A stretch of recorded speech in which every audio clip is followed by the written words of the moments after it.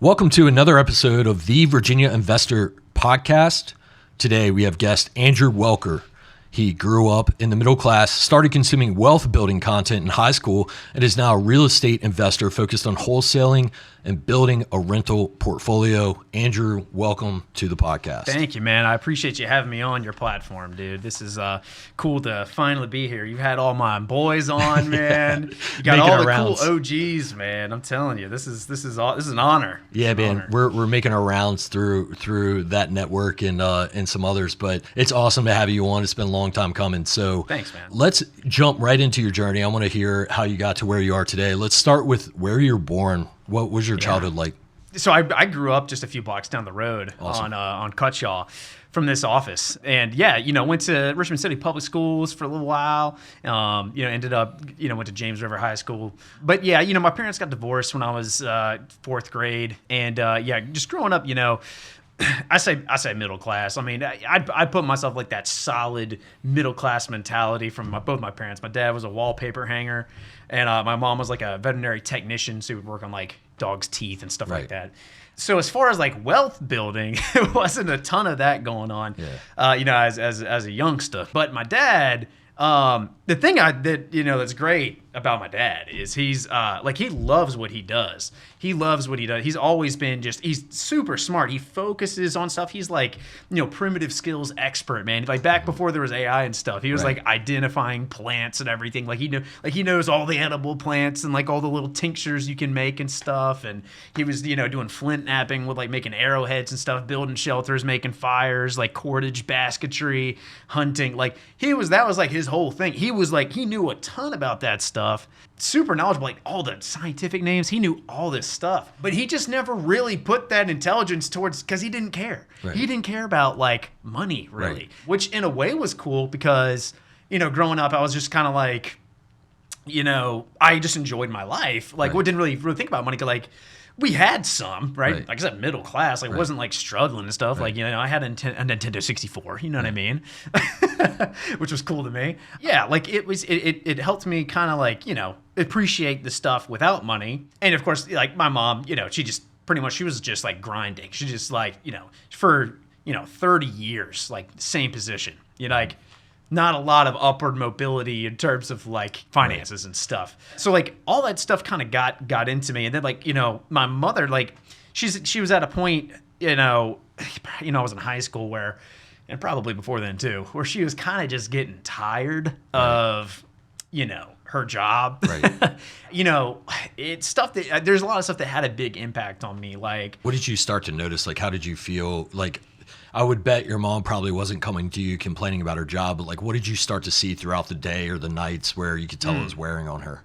So, well, she did complain to me about her job, but it was mainly like I'd wake up in the morning for school and I'd just hear her freaking cussing downstairs, like pissed off about going to work. She's like, I hate this, blah, blah, blah. Like, that was frequent. Yeah. So it was like, having that ingrained in my brain is like, dude, I don't want to hate what I do. And like, my dad doing what he loved and stuff was like inspiration. Like, I want to do that, but like, I want to have some money, I want to be able to like do, like have that freedom. Right. Like anybody, I think a lot of people are like this, like eventually, you get to the point where like, they're not going to teach me this shit. So I got to figure it out. So YouTube for me, cause I'm a millennial. So pretty much like everything in my life, if I needed to learn how to do something, I went to YouTube, right? Learned how to like install my subwoofers in my car when I was a teenager. Like that was my thing. So learning like real estate and stuff. At first it was just like, I just want to get rich. So I was just like, how do you get rich, right? Like, I don't want any of these problems anymore. Like at the time I was just like, yeah, people tell like money doesn't solve all your issues. Yes, it does. Like that's what I thought back then.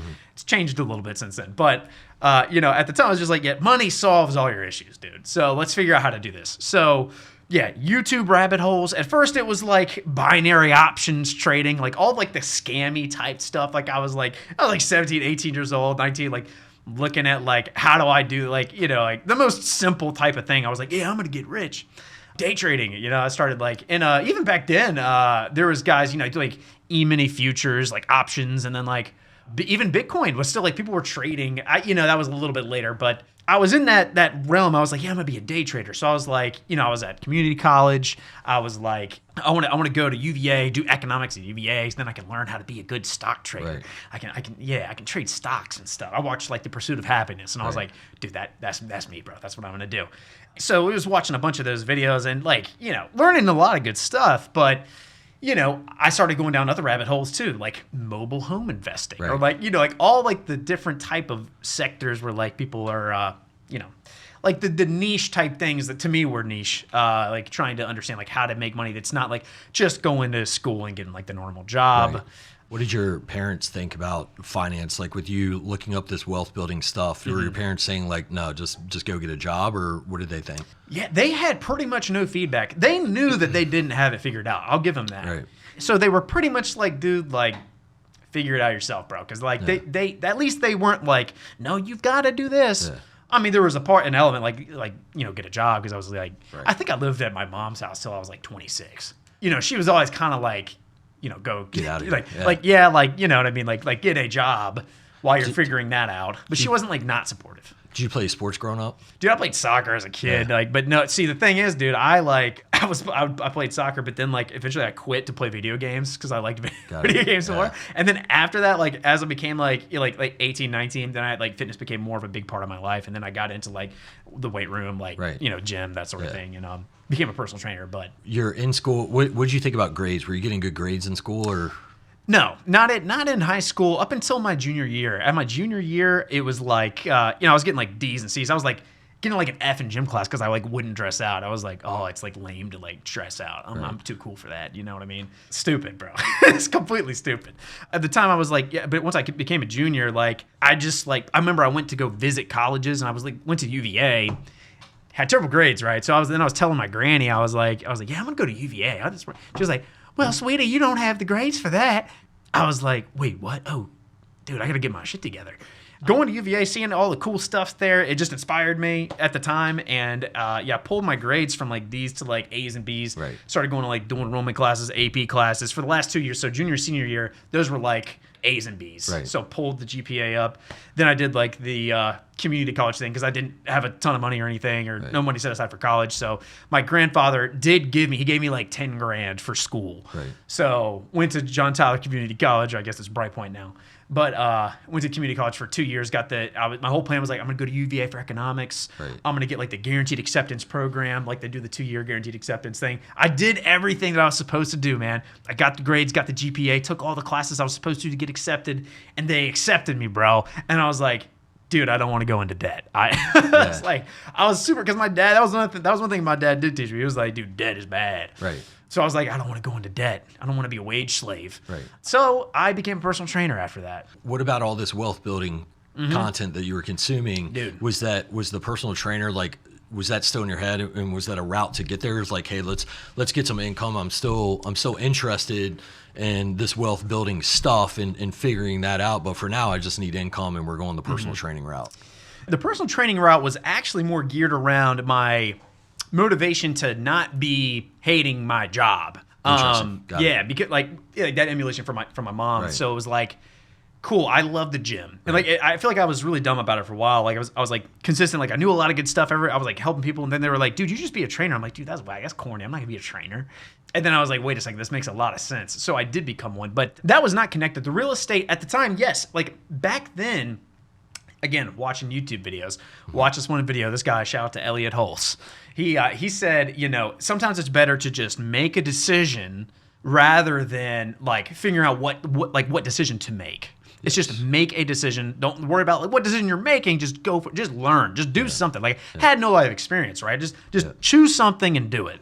So back at that time, like even though I was kind of dabbling in different things, I was like, you know what? I'm going to choose real estate.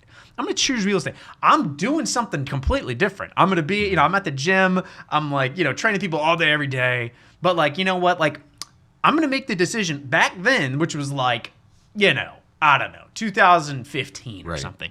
I was just like, I'm going to choose real estate. But really, what the YouTube videos were, it was kind of like an escape for me. It was like, I knew that what I was doing fulfilled me. It wasn't getting to where I wanted to go financially. I knew that. But it was like, I would just go watch my YouTube videos, and there was like this dream. It was like this pipe dream. I'd be like, yeah, dude, I'm gonna get financially independent one day.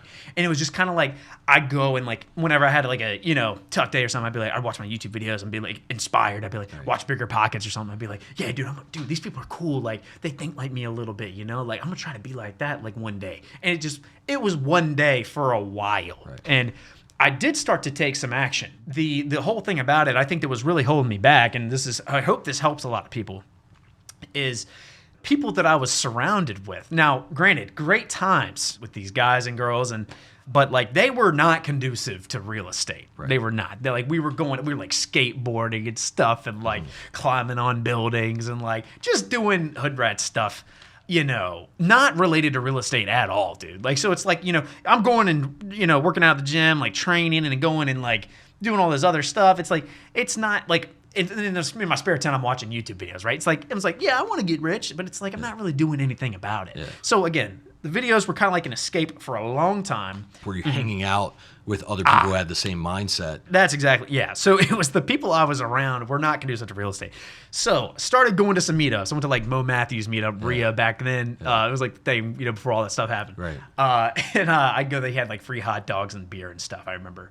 I met a few really cool people back then and started taking them out to lunch and stuff. Like, I was doing some things, right? Not taking massive action for sure, but doing some things. And I was like, okay, getting into the mentality of some people that are doing this stuff. And then, started taking some action. I did back then. It was like, okay, cool. I don't know what I'm doing. I've heard about this like 2 or 3K FHA loan on like Bigger Pockets. Let's go try to make some offers. So, I had like, an agent that actually, wow, I forgot about that guy too. Wow. This dude, Chris Johnson. Forgot about him. Great guy. Found him through like a Zillow. It was like a Zillow lead, like one of the guys they just pair you with or whatever. Mm-hmm. But he helped me a ton, man. Just like starting to go make offers. Just start making offers. So I did start doing that.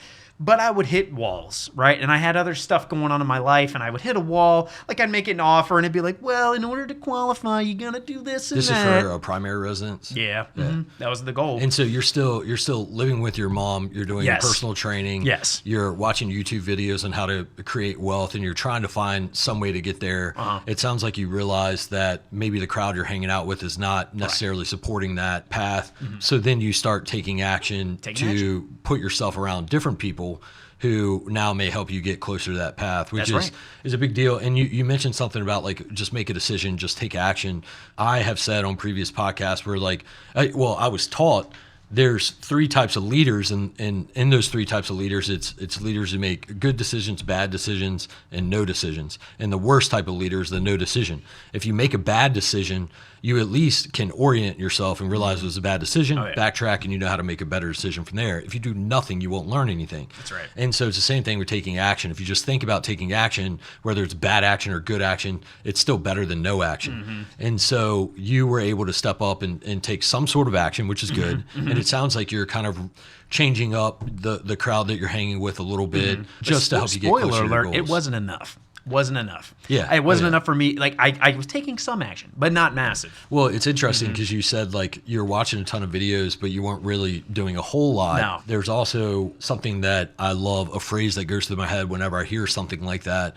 And it's, everyone says they want to win, but there's not many people that actually mean it. Mm-hmm. Right. And so there are probably countless amounts of people out there that want to make money, want to build wealth, want to invest in real estate, want to do all these things, but they say they want to do it, but they don't really want to bad enough to take any action or make it a priority on top of like some of the bad habits or some of the things that are taking up their time or that they're prioritizing to now say they don't have time to do real estate, right? Mm-hmm. So it's interesting. So here you are on the journey. What are you thinking at, again, like in your early to mid 20s, living with your mom, and again, no hate, well, this no is shade, right. Because honestly, like, I mean, there were times there, I moved back in with my father, and I actually lived with my in-law. I moved back in with my father at some point way later than I should, and then I actually lived with my in-laws for a couple of years. So again, I'm not coming from a place of hate, dude, whatever. But well, it was funny because back then I was like, I'm going to save money so I can go do real estate. Okay. I was like, I'm going to save money so I can. So in your head, it's a positive. Anything. In your head, it's a positive thing because now you're saving money from paying a mortgage or paying rent, and you're kind of swallowing that that pride a little bit, living with your mom, saving money, so now you can go do this real estate. That's what you're telling yourself. That's what I'm telling myself. But I'm not making shit, dude. I'm not making a lot of money. And so I'm not really saving a lot of money.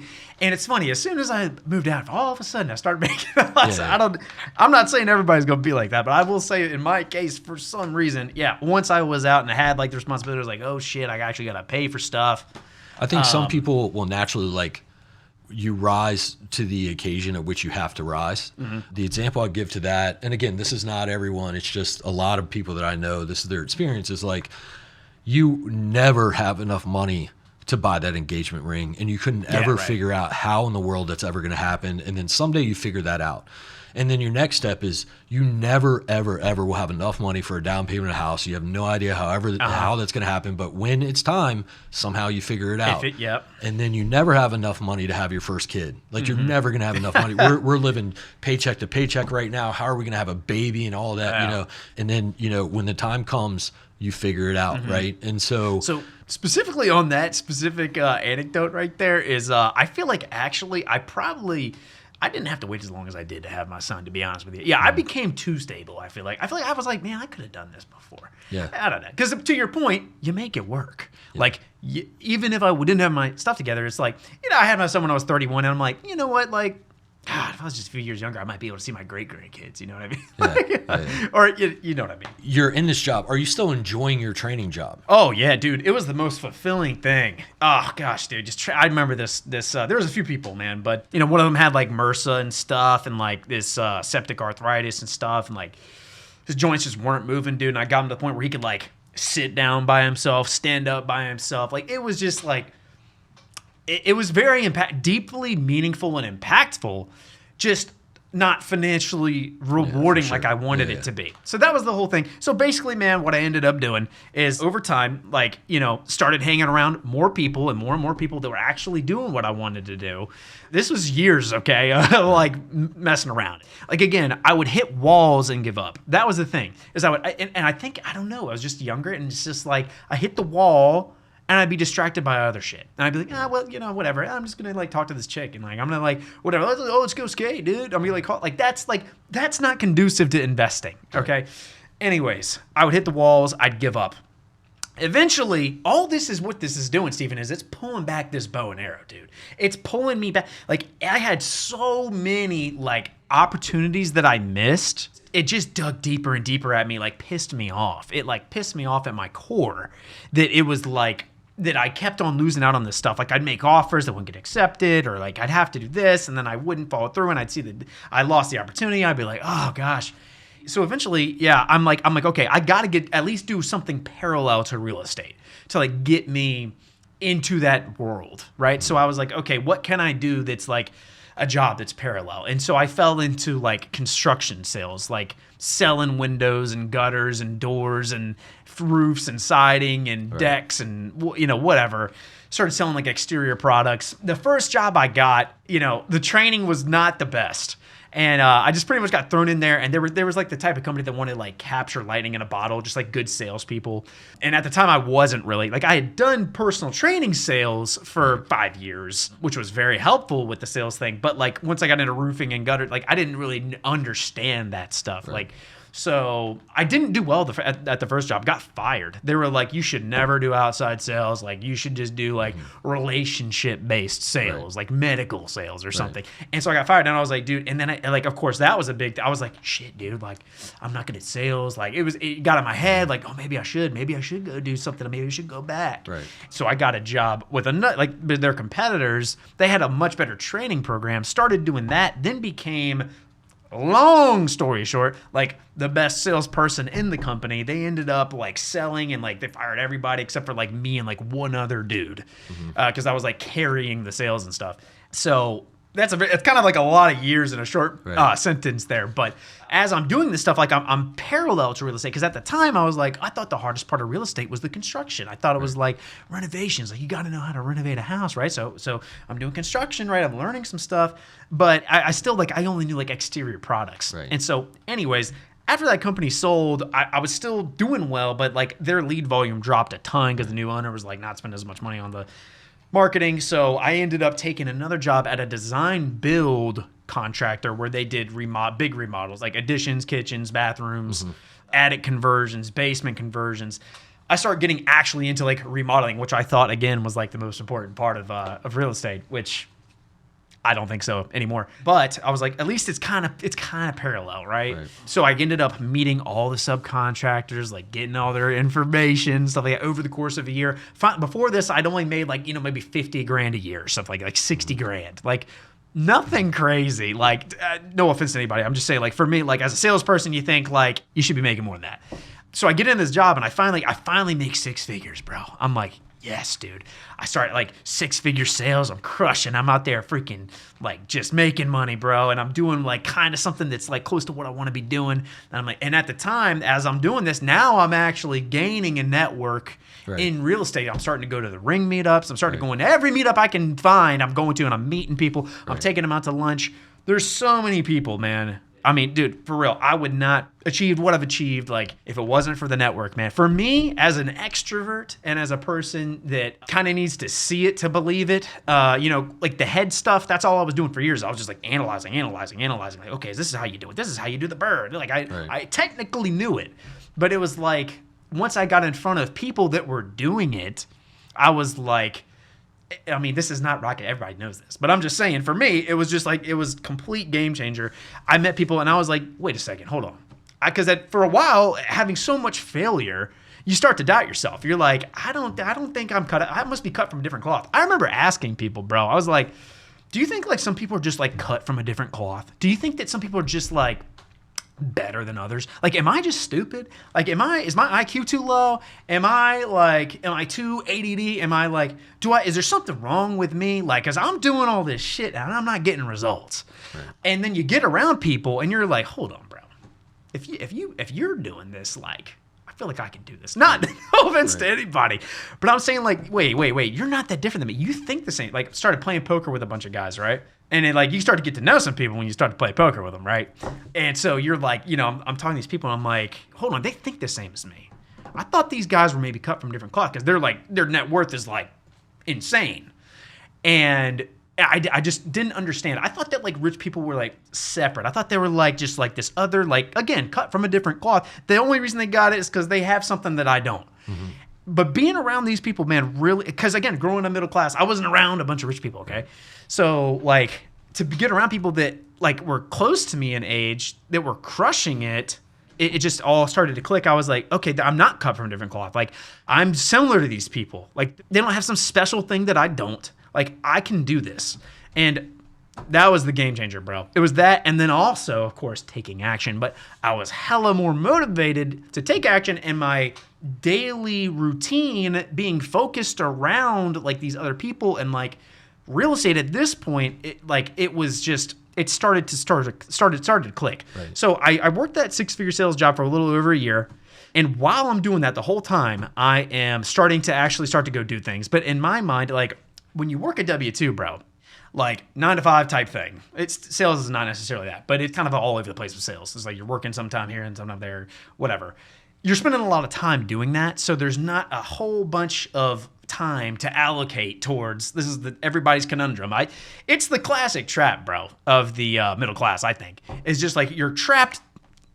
You're doing this job that's not conducive to where you want to get to, and you don't really have the time or energy to invest into doing other things. People talk about the 5 to 9, right? And it's like, well, you got to sleep, right? You got a lot of other things you got to do to take care of yourself. If you work out, like you got your health, you got all these other things that take up time.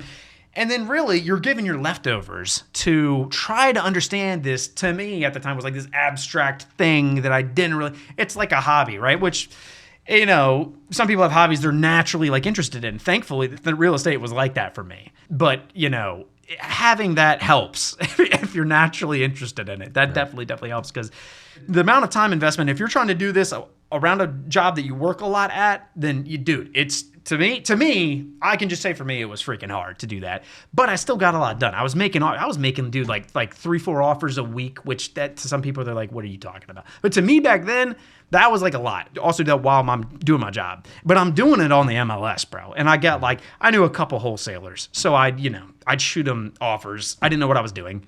Got behind, a good realtor, and he started kind of coaching me like, okay, bro, like, because he got tired of like taking me to all these houses. Because at the time I'm a dummy. I'm just going to these houses and I'm like, Pete DeWorkin, hey man, come on over. Let's analyze this before I make an offer at all. I'm just like, I analyze it to death. I like, okay, it's going to be this much. And then, Pete tells me it's going to be $120,000 renovation.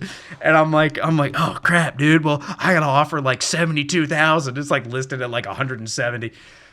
So I'm doing a lot. I'm getting comfortable making uncomfortable offers and stuff. And just rejection, just a year of just straight rejection. Cause I'm just MLS. I'm like, after a long day, like on Zillow, and I'm like, oh, this one looks cheap. I'm like as is keyword. Like I'm like trying to what's the easiest way I can like try to take some action here. And so that's what I did for like a year, bro. Was just making MLS offers and like didn't get shit, man. Are you talking to your network about this? Because you're now going to meetup groups and stuff like that. What are they telling you? Well, a lot of my buddies are buying from wholesalers. They're doing that thing. I made lots of offers to wholesalers. I always got outbid, which we'll get into that in a minute. They're doing that stuff. I guess to me, it was just the lowest barrier to entry was just like scrolling Zillow. Yeah. So like, I was already like tired from doing like the day job, and I get fired again. That'll be the second time. So I got fired from that job. Eventually, like my first goal was like kind of a reasonable goal. The company started getting into some trouble, and they owed a lot of people a lot of money.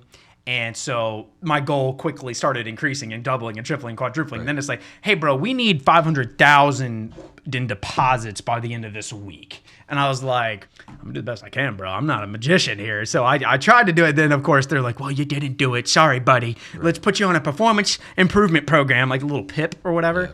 And then they fired me. And of course, then I'm self-doubting. Because right then, I was right in the middle of trying to buy my first house. And here's how it happened. Am I all over the place, or can we keep going on this? You're good, man. Okay, just tell me if you got more direction you want me to go in. Good. But this was huge for me, bro. This was huge for me. So, again, never done any deals. I finally got my 6-figure job. I got my W-2 back. I can get like a loan now or something, right? So that's what I do. I try to get my FHA loan, and I'm like, all right, cool. I get approved. I'm like, all right, cool. Let's try to make some offers. For this whole time, I've been living in this rental. I've been living in this like 2-bedroom rental, and over the years, I've talked to the property management company. I'm like, can I buy this house? Can I buy this house? Can I buy this house? They're always like, no. And this is a huge thing, persistence, guys. So like every other month, I would be like, hey, what did the owner say? Hey, what did the owner say? Hey, are they ready to sell? Are they ready to sell? They're like, no, right? So then I'm at my job again, did design build stuff. I got a lead for a bathroom. So I was like, all right, cool. I go over there, talk to this lady. She's talking about wanting to do her bathroom and then blah, blah, blah. And I'm talking to her for a few days here, like trying to massage the deal. She's like, well, I'm gonna have to sell one of my rental properties to pay for this bathroom. And I'm like, perfect. I mean, I'll buy your rental property. She's like, well, thing is, my tenant's been asking me to buy it for the past couple years, and so I feel like I need to ask him. And I was like, wait, hold on a second. And I went and looked at the house I lived at, looked up the county record, looked up the mailing address, and I looked at her address, and I was like, Donna, you're my landlord. And she's like, no way. Like, she didn't believe me. So I get this lead, who's my landlord, and I'm like, yo, let me buy this house. And so she's like, okay, cool. Well, I'll sell you the house. I'll help pay for this like that's addition awesome. Or whatever. Yeah, that's cool. Or the bathroom. And then I tried to do it right. We're like working it out. We're about to do it. Then I get fired. Right. So like not going to qualify for the FHA loan anymore. So I'm kind of like, I'm gonna lose this house. Like I'm with my girl at the time who became my wife, but I'm like, oh no, we're gonna have to move and it's gonna put us through so much hardship and blah, blah, blah. Like I let my girl down. Like I suck at sales. All this self-doubt, like again, a year of action, nothing to show for it. So I'm like really beat down at this point. And so at the time I'm watching Pace Morby. I'm watching like Sub2, like seller financing stuff. I like watched one of his videos, like how to pitch seller financing. And I was like, man, this lady owns it all outright. Let me just pitch this to her. So I pitched seller financing. And again, I'm a salesperson. Okay. So I was rehearsing my pitch to her and everything. I was like, all right, how do I make this sound like the easiest for her? And sure enough, pitched it, dude. And by the grace of God, dude, she accepted this insane deal. great little house. Offered her $200K, $20,000 down, 3% for 30 years, no balloon. And she accepted that. Yeah. I started at 1%, and she was like, "No, it's got to be 7%. That's what the rates are right now." I was like, "Donna, I could just get a loan for 7%. You know what I mean? Like, work with me here." So she agreed to. I mean, my rent at the time, I was paying like $1,200, which was also severely under rented. And my pitch was, I'll pay you $859 a month, and then like the fee you're paying to the property management company and the taxes and insurance, like all that stuff, you're gonna basically net the same amount every month. Right. And so that was the pitch, and she was like, "Okay." That's how I massaged it and got that deal done. So I'm like, hell yeah, dude, able to get it. But again, had so much self-doubt, but just persistence, being around the right people, learning the right stuff, and when preparedness meets opportunity, that's luck, baby. Right. That's what happened, man. This was your primary, right? Yeah, my first primary. And got seller finance for $859 a month and move on, bro. Yeah, that's pretty solid. Mm-hmm. And then you eventually got in to do a couple of deals at the same time. Yes. A flip and a wholesale. Yes. Along the same lines as your first house. So how did those deals come about? And you want to know why? What was the experience through those deals? Yeah. It's because I got fired. I genuinely believe that as soon as I had all of my highest productive hours to allocate towards real estate, I started having success, bro. I'm not going to say everybody. What did you do to find those deals with your newfound talent? So I got fired in January 20-something in 2023. And then I got fired on a Friday. I closed on my first flip on the following Monday. So obviously I had to have been doing something before that to get that. What I was doing was, again, I got it off the MLS. Believe it or not, the first deal that I got was off the MLS. I got it for $95,000. And dude, it's crazy how I got that too. We can talk about that if you want, but ended up getting it. And, but again, I got fired on that Friday, closed to purchase it on that following Monday. So basically I was like, okay, this is God telling me, like, at the time I actually didn't have the house, but I was like in negotiation with it, and I was pretty much, it was going to close. So I was like, okay, this is like a sign. Like, okay, my monthly payment is stupid low right now. I've got like $30,000 saved up from my job. And my wife, or at the time my girlfriend, works, and she makes enough money to pay for bills and stuff. Like, so if I were to just completely eat shit, like, I'd be all right. Like, if I completely failed and did nothing, got nothing out of it, like, I'd be all right. Having that foundation, no kid, nothing, right? No married. I wasn't married either. It was just like having that foundation was like huge, because it was just like, even if I completely up, like, I'll be all right.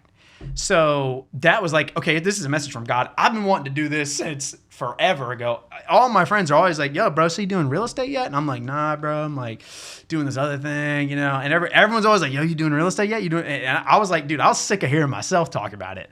So I was like, man, I'm going all in. But I went all in after a year of no's and a lot of education coming from that. Also, basically having a paid internship in construction with that previous job, learning all the subs. Like, I had a big leg up. It's not like I just was like, oh, I'm going to start doing it. Like, I had a lot going for me because I had built up, I'd started taking jobs that were parallel to it. And I'd learned a lot of the skills, the construction skills. I'd built up the network. I'd started, I learned a bunch of stuff. The big thing was, I had sent my first mailer out like around Christmas time prior. So I get fired in January, and I looked at it, actually preparing for this podcast. I went back and looked at like my calendar back then. I saw that like the call came in like 2 weeks prior to me getting fired from my marketing for my first wholesale deal ever. So again, like getting fired and then like having that first wholesale opportunity come along, closing on my primary, getting it seller finance for a great deal, doing the first flip, it gave me a lot of traction. And I had saved up a little bit from the previous job too, $30,000.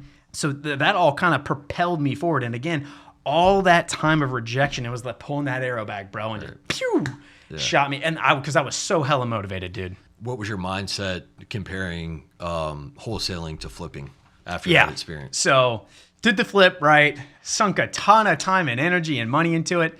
I made like $12,000 on it, and did my first wholesale deal and made $15,000 in like a few weeks. And didn't do any work, right? Like you just assigned the contract. Right. You didn't have to do any construction. You made more money.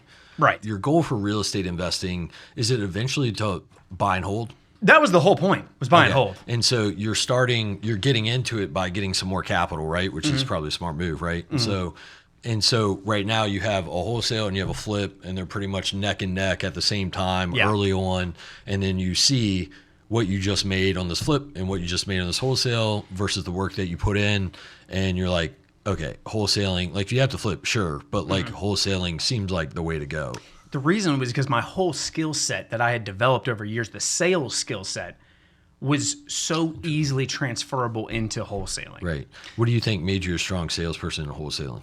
What do you mean? Why were you good at sales when you did wholesaling? Like what strategies were you using? Like why were you winning deals versus other people who were trying to wholesale? Again, I think it's from starting to do the construction sales. Like I was doing outside sales, so I was driving to people's houses. I was pitching them on whatever. So you were just I was super pitching comfortable having these I was already conversations, doing right? it. Yeah. I already knew about CRMs. I already knew about a bunch of follow-up. I already understood how to make someone confident in what you've got to offer, right? So it was like I had all that shit going for me, bro. So that was why. I had all that. I was comfortable. And so I literally took the same CRM that I was using for my old job. I just bought my own subscription and started doing that with my my wholesale stuff. Right. And again, it was almost like I didn't get fired at all. It felt like I was doing the same kind of thing because the only difference is instead of me selling something, I'm buying something. So that was a little bit of a weird mind shift. But yeah, it was super transferable skill, sales.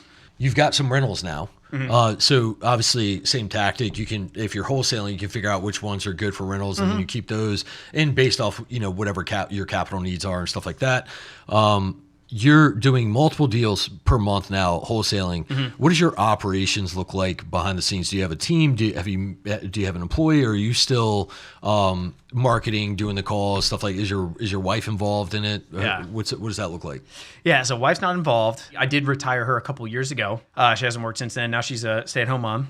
It's me, and I've got a lot of systems, a lot of Zapier automations, and I've got all my, my contracts, everything's all pre-ready to go. I've got a lot of good systems with that as a solopreneur, I guess. Right.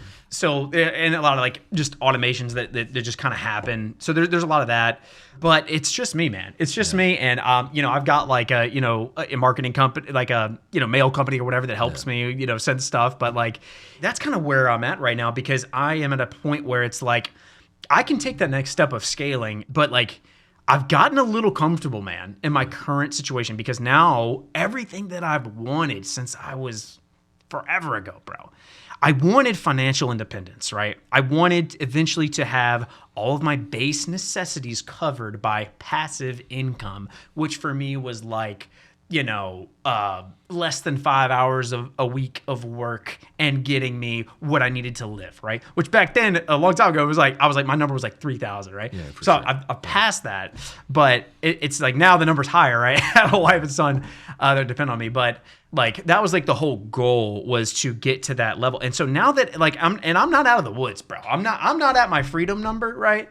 But I'm at a point where I'm generating a lot of income for me and my wife and my family, right? And it's the amount, I'm doing the 80-20 rule, right? I'm doing the 20% that's yielding the 80% of results. And I just have a ton of time freedom. I can be there with my son. I can be there with my wife. I can go hang out with people that I want to hang out with. I can do this podcast. I can just do the things that I want to do and still do the work, but it's not so consuming. I'm not working a ton, right? So I've gotten comfortable and I'm enjoying that. Everything I worked for was I wanted to be able to do whatever I want when I wanted with who I wanted. And I'm close to there. Again, I'm not out of the woods. For sure. Yeah. But I'm there and it's I've just kind of been enjoying it, man. And it's I still got that itch, bro. I got the itch. I want to take it big time. I want to do big things, right? And, I've taken steps to achieve that. But, I mean, everybody will tell you, man, Andrew's been talking about hiring someone for a while, and I Is that what you said? People were giving you a hard time? Yeah. Yeah, so. Because I've been talking about that for a while, too. I look at it as you could look at, in your position, the first thing, my advice would be is the first thing to do is get the software and systems in place until they are absolutely breaking at the seams, right? So you always want to load up on software before you load up on humans, right? Because you have to manage, you have to manage software to some extent, but it doesn't have different attitudes or different personal problems or anything like that, right? It might break every now and then, but you fix it, right? It's very non-emotional. And so the bigger you can get your company at a very high level quality with tech, you expand that as much as you possibly can. And then when you need to hire someone to either manage the tech or have that human interaction or something like that, you go for it, right? But I think some people will start hiring people just to say they have employees. And I'm like, the smartest thing you can do is wear out the tech as fast as you can go at your current budget, and then hire people to manage the technology and whatever human interaction you need. Right. When I started this company, there was not like, no one talked about AI. There was nothing. So like we were heavy into human interaction and still are, but now we're learning to bake AI into different systems to support our human driven company. Right. So I think you're on the right track, is like go as far as you can on the software, the CRM, the systems you have built out, the Zapiers, all those processes. And then when you need to hire someone, hire someone. Now you had mentioned like, you could scale and you could get bigger and all this stuff. There is something that hit me when I had a kid, and I was just like, before I had a kid, I would never stop working, work 100-hour weeks. Like nothing would stop me. Never got tired. Didn't need to sleep. Didn't need anything. Right. Yeah. I would just get after it, build an empire. Once I had a kid, and quite frankly, it took a few months for me to like really understand this after having the kid. But eventually, my entire perspective changed, and it went to, how do I make sure that my family has enough to where we can be financially comfortable? I don't think I'll ever be comfortable in like what I've accomplished in life. I always want to accomplish more, but that's financially, the goalpost moves. Financially, that doesn't mean that has to move for me. I'm not driven by money. I want to be driven by like making an impact and doing good things for the community and accomplishing things that are worth accomplishing. Yeah. The money to me can, I guess, cap at some point, as long as it's smart. Like we've looked at all the different things that could happen economically and stuff like that. But what I'm getting at is like, did your perspective change? Because I assume obviously you're watching wealth building content. You're all about money growing up, and how do we make that money? How do we make money? And now that you're starting to make money, you have a kid. Are you now looking at like trying to figure out what's actually enough, and how do you spend more time with your kid versus like how do you make another $1 million a year or something? Bullseye. Like that? Yeah, right there, dude. I like realized immediately like I don't give a about the money anymore. That was all I cared about. Yeah. That was all I cared. And I can say that it's easy for me to say now that I have it, right? That was the whole thing. I thought like everyone was full of shit. They're like, oh, money's not the, money can't buy happiness. It was like, nah, dude, yes, it does. And you know what? It freaking helps. But like, there's a whole other aspect, dude. And at this point where I tried to maximize my health, right? I did the whole personal training thing. I was like all in on that. I've lost a lot of the gains that I used to have, but I went all in on health. I went all in on wealth. I went all in my relationships, right? With like my friends and networking, with my wife and everything. Like I felt like I had achieved a lot of what I wanted to achieve in those categories from when I was younger, right? Like I'm where I wanted to be for sure, like when I was younger. So it's like, and then for me, that fourth pillar, and this is very recent, Steven, that I've been like discovering this, is like that higher purpose and like giving back and, God and religion, that sort of thing. Like that's been like a pillar that's been missing. Right. And that's something that now I've started to dive more into, and I'm realizing, again, it's still a process. It's like, holy crap, I really have neglected that pillar in my life. Yeah. And one of the most important pillars, to be honest. Yeah. So that's some great awareness, because again, with your background and your upbringing, it was like money. How do we get after it? And you're starting to realize like you're at a point where now you've figured out how to accomplish that. So now you can open up your perspective on what else matters in life. And I do think that a lot of people who don't have a lot of money, or money is super important to them because of how they were brought up or what they saw when they brought up or what they tried to avoid. Yeah, for sure. Generational thing they're trying to break. Props to them for getting that money. But it's one of those things where they don't have the perspective that it's not everything, right? But because they're just trying to make it, right? That's right. But once you make it, it does open up your eyes and show you that, hey, money doesn't buy happiness. It's not going to keep you happy. But I had to do it. Yeah, I had to do it. That's what I'm saying. You have to get that stage. Yeah, you have to get that stage to be able to. Well, some people say they don't. They're like, no, I just understand. I got $30,000 a year, and it's like, yeah, okay, but like for me, dude, I had to see it to believe it. Well, you think take like the surfer type, right? Dude, if they could just get a job and deliver pizza and then go surf all day, that's all they ever want in life. It's just a different personality. It's a different upbringing. It's a different thought process. Good for them. And there's a whole fable of like, it's a very famous fable, so I'm not making this up, but it's like you have have to Google it. I'm not going to go through the whole fable now, but it's essentially like some rich person travels to this like remote island in the Bahamas and sees a fisherman and says, hey, why don't you start your business, advertise, blah, blah, blah, and do all this and then create it and scale. And he's, having this conversation with this fisherman about how he could blow up this business and make it an empire. And he said, and someday you could be out in your boat fishing. That's right. Yep. And he's like, bro, I'm doing that, so there is a different mindset to it, but I think certainly like putting in the work and getting that point and earning that money will now allow you to see what else you can do for the community and the family and spiritually and whatever else you've been either neglecting or ignoring or other priorities that may not have been as important in life. You've now been able to open yourself and your family, your kid, and others in your network up to that because of what you've worked so hard to do, which I think is pretty cool. Yeah, man. And by all means, I'm not out of the woods. Oh, for sure. None of us are. But yeah. Yeah, for sure. I don't think any of us are really out of the woods, especially when you're talking spiritual, when you're talking family stuff. You're in it every day, or at least you should be, unless you're giving up. But you had a sales background, sales experience, which helped you in wholesaling. I mean, marketing is kind of a different beast. How did you get good at marketing, and what sort of strategies are you using? Yeah, so I'm mainly direct mail. I do a little bit of cold calling and stuff. Not myself, hire a cold caller. Dude, it's been direct mail, man. It's treating me amazing. That's consistent. Like, how do you get past spending a few $1,000s to send something out, not hearing anything back, and then sending another few $1,000s to like, how do you get over that mindset of like, now you're spending thousands of dollars a month, you're not getting anything back, and then eventually it starts catching, or maybe you get lucky and you get one or two hits enough to like support the budget. But I think a lot of people will send stuff out for months and give up. That's common. What was your experience like sending the mailers? Well, I've always been persistent, and I always kind of knew that I had the skill. And thankfully, when I started, again, my very first mailer drop, I think I got at least one deal. I may have gotten two off of it. So that was, something to say for that. Some people send their first mail, they don't get nothing, right? I had a lot going for me. But yeah, it's persistence, man. It's just been hard-headedness. It's like, I had a bad month. When you're first starting, that's kind of hard, bro. Like you spent a few $1,000s and you did not get any ROI on it. Hey, that's kind of tough. Yeah, it's just hella persistence. And honestly, I made a deal with my buddies of mine. They were like, bro, all right. I remember we went on a snowboard trip. They were like, you got to spend $1,800 a month on marketing, no matter what, which is a really low number in retrospect. But they're like, $1,800 a month on marketing, or you got to pay for the next snowboard trip. Awesome. And I was like, well, I ain't paying for the next snowboard trip. So that motivated me, bro. And that kept me consistent. And that's why I think had success with it. That's the friends you want to be around, right? You could be around the group of friends that are super fun, but like they're going to challenge you to drink more. Or you could be around the friends where you might get a drink or two with them, but they're going to challenge you to spend more money on marketing. Yes. Right? Yes. Like to stick with it, to go further in, or to sometimes pull back if they think what you're doing is wrong. But you have that, I know the group of guys you're talking about, they're in real estate and they're all hustling to do their own thing. And having that kind of that mastermind environment with close friends is incredible. It's a good place to put yourself in. Why do you think most investors don't follow up with old leads?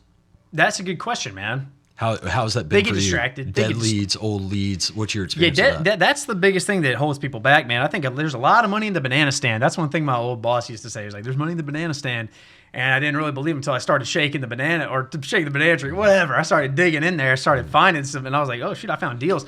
So I learned that from my old job, and I was like, eventually you do enough marketing, you got a lot of leads. Some of them are dead, or so you think. It's just the wrong timing. It's the wrong timing. Yeah. And you call them back and you hit them up and like, hey, what's up? And I mean, dude, I've closed deals from just random tests, like literally open-ended, like texting them, like, how you been? Or right. No, that's not the best follow-up. I'm just saying, like, that's happened to me. And it's like, oh, and they're like, hey, I'm ready to sell now.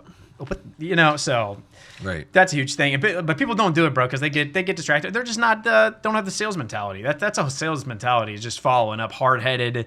Like, even when they're telling you no, you keep kind of pushing. Like, persistence is a huge thing. That's what's gotten me where I was at. Again, those 2 years of me asking the property management company to ask the owner, is she ready to sell? That eventually led to an opportunity. So, like, I hear a lot of salespeople say, well, I don't want to be pushy. I don't want to be salesy. I don't want to, like, you could do it your own way, whatever works for you. And quite frankly, a lot of people really benefit from just being themselves, like being persistent, but just being themselves. You can find your own method or ways. How do you know when a lead is actually dead? They sold it to someone else. Yeah, it's just they don't own the house anymore. Yeah. Yeah, if it's awesome. which it happens, bro. And I Yeah. go back and I'll look and I learn from my competition. I'm like, all right, who bought this Joker? Yeah. I'm like, who bought it? How much did they sell it for? Did I really lose out on this, or did they just sell it for way higher than I would have ever bought it? Do you have any go-to questions that you ask sellers that really work for you in the process and really like open up doors or opportunities for you? God, that's a good question, dude. Can't give you all the sauce. No, I'm just kidding. Let's see. It's here. still up for everyone to execute. People, you can tell, like what I've learned, I will meet with property management company owners that are direct competitors, tell them how I do everything, and it's up to them to execute. Yeah. Well, Many people won't execute. I believe that it's finding the motivation, because majority of the time I'm not their buyer. I'm still going to offer them an opportunity to sell their house. But like, you know, if they don't have any layer of motivation, they're like, yeah, just you made me send me this postcard. You know, I'm not saying about selling it. You know, if you'll buy it for this price, Right. and it's like, you know, you got to sort through. You got to find the motivation. Like, okay, like tired landlord. Is Right. it, you know, inherited? They don't want to deal with it. You got to find that out. A lot of times they'll tell you, but you got to shut up. You got to stop talking. You got to let them talk. Like, Right. yeah, that's the biggest thing. It's not really about what you ask them. It's just letting them get it all out, or open-ended things so that they talk like I forget the 70-30, whatever rule it is. They should be talking 70% of the time. Right. That's the biggest thing, just letting them talk. And obviously you can see I talk a lot, but dude, it's different when I'm on the phone. Like I'll talk, but then I'm shutting up. I'm Right. if they're like, you gotta pause. Like if they're done talking, dude, I'm not talking. I'm gonna give them a minute to see if they're gonna say something else, because a lot of times that next thing they're gonna say is exactly what you needed to hear to close that deal. Yeah, and that awkward silence creates, they don't like it. So naturally it's human instinct to like continue talking. And that's when they start rambling, saying things that will give you a ton of information on like where the actual pain is and where you can step in and help them. So once you know where the actual pain lies, and you can kind of reveal, I guess, peel the onion is the phrase I'm used to, but you can peel the onion, find the actual pain, then you know what you're dealing with and what problem you need to solve to be able to buy a house. Absolutely. You've mentioned that your network changed everything about your business. What sort of relationships had the biggest impact on your success? Oh man, agent relationships and just buddies that we're playing poker with, that I was playing poker with and going on trips with. I got a list, man. Go for it. Can I shout out some people? Shout out I want to shout out some people here. Shout out to Carlos Salazar. I mean, I got a long list here, but I'm just saying I could go on about these guys. Yeah. Like some have been guests on the podcast, so some of these names will sound familiar. Oh, yeah. Like these, I mean, every person I could talk about for a long time, man, like how much they've impacted me. But I'll keep it short for everybody. So, Carlos Salazar, Dylan Dole, Daryl Parker, Steve Rich Lennon, Randy Horner, Mike Hogan, Joan Small, Sam Marks, Kieran Zaletti. I'm shouting him out. He has not talked to me in a long time. I think he might have blocked me at one point. You know what? He showed me a lot of houses. I just had to say about him. He showed me a lot of houses, and eventually he just got tired of like showing me houses. He's like, I'm blocking this dude, bro. I'm not ever hitting him up again. This dude is not worth my time. But I want to shout him out because you know what, dude? If it wasn't for you taking me all these houses and teaching me things, bro, I appreciate it. He got the longest thanks there. And then Pete DeWorkin, Patrick Devlin, and all of my buyers. So, yeah. That's great, man. That's a strong list. We've had maybe half of those on the podcast so far, but a great network to be in. Lots of good people, and I think we are spoiled to have the community that we have in Central Virginia that get together and have an abundance mindset and try to support each other and help each other win. I'm like, how did Richmond? You know, it just happened that I wanted to do this thing that would generate me like my freedom and my passion, and it's like just so happens that these people are dope too. Yeah. Like these people are cool, you know. So. Yeah, there's some luck to it, I think. And obviously you got to do all the work to put yourself in those situations. But as far as like who's in this community, there's not much we could do about that. I think largely it's props to the Jim Ingersolls and the Rich Lennons that are sort of like the OG investors that kind of shape the mindset for the newer generation coming in. Oh, yeah. When you got into real estate, I assume your girlfriend at the time / fiance / wife was supportive. Now she's retired. I assume she's still supportive. Yeah. How has that been like after seeing your mom so frustrated in her job?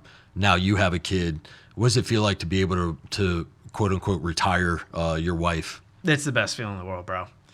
It's the best feeling, dude. It's it's what I've always wanted. I mean, I would not have thought, bro, 3 years ago or whatever when I got fired, that this is the situation I'd be in. So yeah, dude, I mean, it's living my dream. But again, I mean, dude, things happen. And dude, the goalpost moves, bro. It does. And it just goes to show you that, like, the goalpost moves financially, I should say. But, like, all I care about, dude, is my son, my wife, the people that I love, right? My friends and family, and doing cool shit with all of them. And like, that's like where I'm at right now. And I also very much enjoy, you know, the analytical business side and like market. I like talking to sellers. Like, I love that stuff too. It's just, I love everything about it, man. I love everything about it. And, you know, I'll talk on this briefly, but, you know, dealt with a little bit of anxiety in the past and came up a little bit too recently. And one of the things I noticed is my world got smaller and smaller after I had my kid, because I was just like, you know, helping her and like being with him, and stopped doing a lot of things that I used to do, going out to meetups and like working as much. And like, I realized, like, dude, my brain needs something to do. Like it needs something to work towards. And I don't want to say like, it's like first world problem. It's like, okay, cool, bro. Like, you got like a lot of money and now like you don't have anything to do. So you're like, make yourself do stuff. And like, in a way, like, yeah, but like always having something to work towards, I feel like as a man is like very, very important. And so like, I've gone, you know, more recently just dove a lot back more into it, like really bumped up the marketing, really done just a lot more work than I had been doing. And it's been so good for me, bro. So like, I'm talking about, I want to do all that stuff. And yes, but you know what? I also kind of need to balance making sure I'm staying like driven and going towards something. Even if the goalpost changes financially, like it's fine. I need something to also work towards with that too. I would suggest too that like, humans are wired to need purpose, or to have a purpose. We need to have a purpose. We're wired that way. Yeah. I am learning that the purpose doesn't have to be financially driven. So at some point, because you get in the trap, and you know, I think it's dangerous if the financial goalposts or the financial metrics never end. Because then you're always and you could chalk it up to like, I need purpose, but you think about it, like your purpose could be spiritually driven, your purpose could be friendship, relationship driven, your purpose could be athletics, health, nutrition, it could be whatever, it could be adventure, it could be you're doing stuff with your kid, like you create purpose. And what I'm recently starting to think, this is not something I'm like have done for years. This is something I'm like recently where like we've grown an awesome sized team here. I'm still very invested in this company and still very active in this company. We have a lot of goals with this company, but I want to move to empower my team to accomplish those goals more than like it being purely driven by me, because financially, again, we're not set forever, but like we've realized that we've kind of set a target to what are we okay with? And like, we have no ego beyond that. What will allow us to have plenty of reserves in the bank, have some decent investments out there, and know that like, if there's a big economic shift, we're pretty insulated. And to me, that's okay, because I've never been driven by money. I'm not focusing on how much we can get to. And so my goalpost of purpose are moving towards health, time with kids. Like I'm starting to look at things differently. And I think, I mean, my oldest kid is like 5 years old now. So I think that's why we're like, he's starting sports. He's starting, like, we're communicating. Oh, that's an exciting time. Stuff like that. And so the goalposts now are moving in a direction of like less financial movement and more towards, well, we still want the business to continue to grow and do all kinds of awesome things and impact the community. That is more empowering my team to be able to do that and support their families and support their network, right? Yeah. It's interesting how many different ways we can create purpose for ourselves that are not just driven by money, which is how we're taught growing up. Is like the only purpose we should have is how to earn more money. Yeah. And I think that's largely of like how Americans think, because it's all at our fingertips. Yeah. Is how do we make more money? But at a certain point, once you've accomplished something, you have to look and say, all right, what does my purpose always have to be focused on getting more money, or should it be focused on other things that create impact or fulfillment or whatever? Totally, man. Well spoken. What are you seeing in Richmond real estate right now, like this market in Central Virginia? Are you optimistic, or do you have concerns over the next year or two on how things are going to function? Dude, when I told you back then that I made my decision that I was going to be with real estate, dude, I'm riding it out whether it goes up or down, baby. Like, I'm on for the ride. Yeah. I put my ladder against that wall. That's another analogy. Put my ladder against that wall. I'm not going to stop climbing it, bro. Whatever it does, whether it goes up or down. Am I optimistic? Yeah, I am. But could it dip a little bit? Yeah. Do I think I have the skill to still make money, even if something like that does happen? I think so. Yeah. I think I still have that skill. I think that, with wholesaling, like going up or down, like I might just get steeper deals, dude. You know what I mean? But I could be naive. I mean, I probably am naive. Which is good to some extent, because then you don't know what pain is in front of you, right?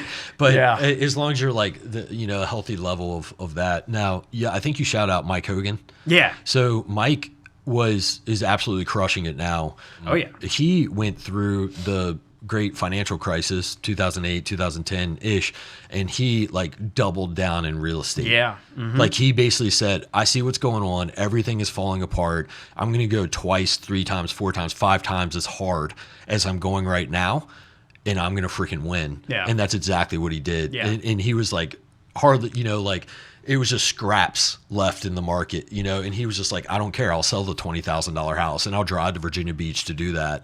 But that was his mentality, was like, I don't care, man. I'm all in. I'm gonna go 5, 10x on effort and time and market and like getting better at what I do. And then he came out on the other side just absolutely dominating. Oh yeah, which is awesome. Huge inspiration.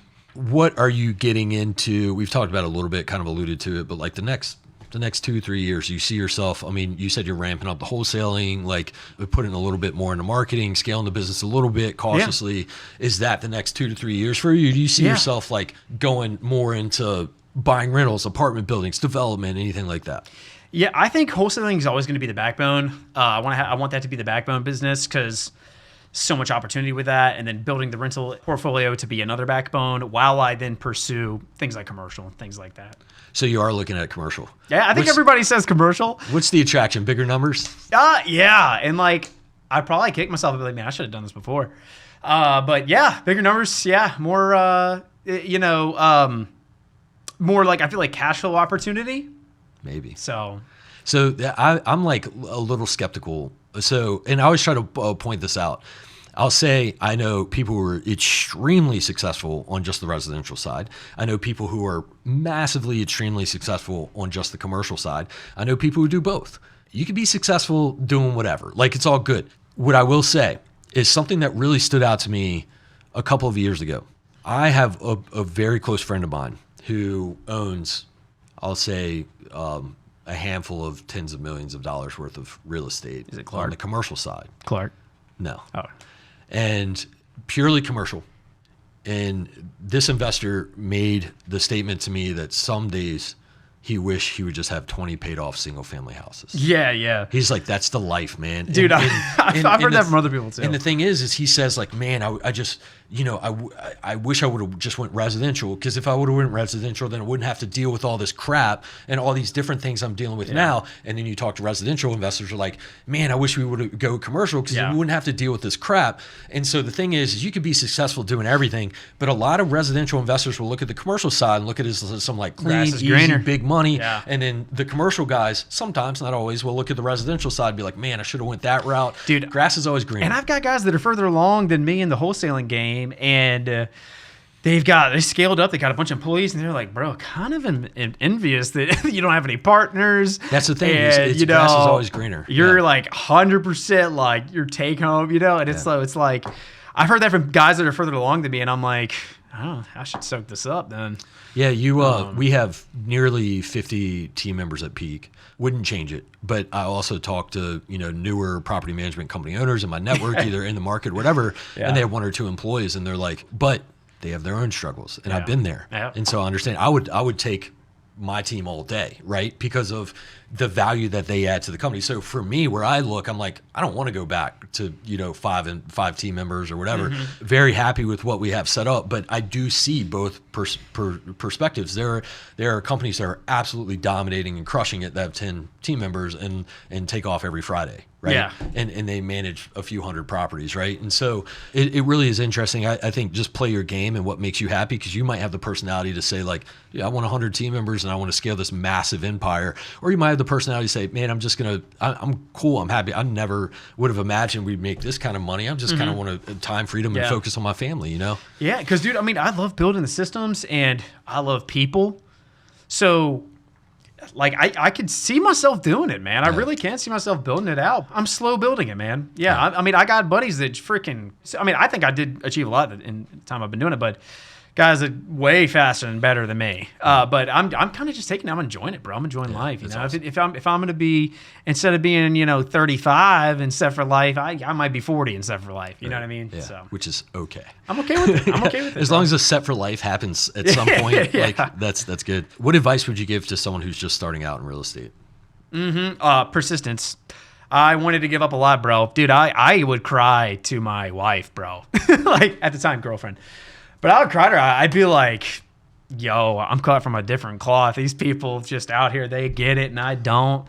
And there's something wrong with me. Like, but dude, just getting up. And the gym taught me that, okay? Again, I'm not as jacked as I used to be. But being so consistent for so long, eventually you just keep going, like whether you want to or not.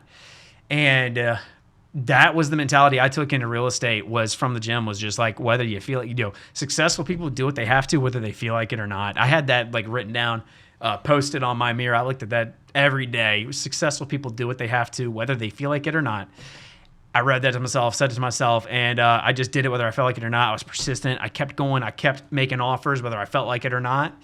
And eventually that persistence gets you somewhere, dude, especially when you're doing wholesaling and talking to sellers. You got to be persistent, following up a lot. So persistence. Yeah, and the gym is a great analogy, right? Yep. Like you don't walk in and work out and get muscle the same day, right? Like you see results 6 months later of being consistent. And then you're not consistent. You can work out for 6 months inconsistently and you're not going to see any results. That's right. Yeah. How can people find you? Yeah, Instagram at Rooftops. Obviously Facebook, Andrew Welker. And my business kind of rebranded a little recently. Now I'm House Sold. Okay. House Sold. And housesoldcash.com is my website. You can find that there if you want to do more due diligence on me. And yeah, man, that's how they can get in touch. Why Rooftops? Because, dude, back in like high school, that's one reason I got it, because I got it forever ago. Got that handle forever ago, like 2011 or something. It's because I climbed on roofs all the time. That was my thing. Like jumped off. Yeah. Well, yeah, jumping from roof to roof and stuff. I just again, I was around like a lot of reckless people. Yeah. But we would just find like the tallest building and be like, bro, let's see if we can get up there. Awesome. We climb like some sketchy gas pipe or something that was like barely secured to the wall up like a ton, and then like break in through a window. I shouldn't be saying this, but like we would just do like the stupidest stuff. And like I was like, dude, I've been on a lot of rooftops in Richmond, so like I have like if you go scroll back really far, like my Instagram, it's funny because I see different rooftops. I would have thought like has something to do with the sales jobs or something to do with like real estate investing. And like, no, bro, I used to just climb on roofs. That's literally back then. That's what it was. Awesome. And now it's kind of like, yeah, I'm going to own rooftops. That's what it means. Yeah. Like, no, I just was like a degenerate and like tried to climb everything I saw. Any final thoughts? Do we have anything else that we haven't covered yet? Dude, we covered it. I think this is a great dude. You're a great interviewer, man. Covered a lot. Of course, there's a ton I could say and way more shout outs and go in depth on how many people like really helped me. But the biggest takeaway, I just hope this inspires people, man. I hope that people that have been getting kicked in the nuts or whatever have been that are down on their luck. I hope they hear the story and be like, yo, he was hella down on his luck. If he can do it, I can do it. That's what I want. I want people to be like that. And, as far as like success, specifically with wholesaling, the blueprints are out there, man. You can Google it. It's pretty simple. You get leads, you analyze them, you make offers, close deals. Like it's just, and it's all the systems you got to market, right? There's all kinds of it. Just pick one, stick to it, persistence, do it. You'll learn the sauce. You're going to have your own sauce. Everybody's got their own sauce, right? Everybody that does it, they've got their own little thing that they do that separates them, makes them a little bit better, maybe for some sellers than others. It's just a matter, the blueprints are all out there. It's like, you market, you answer the phone, you make them offers. It's simple. It's just acting on it consistently. Yeah. That's kind of the whole thing. So hopefully those two things are what people can take away. Awesome, man. Well, I really appreciate you coming and sharing your journey on the podcast. It was awesome talking to you and learning more about your story. I do think it's a good message where it's like, man, you put in a lot of years of like learning, you learn the importance of taking action, and then now you're seeing what that action could result in if you put the right people around you and stuff like that. So I really appreciate it, man. Thanks for coming on the podcast. Dude, Steven, you're the man. Appreciate you.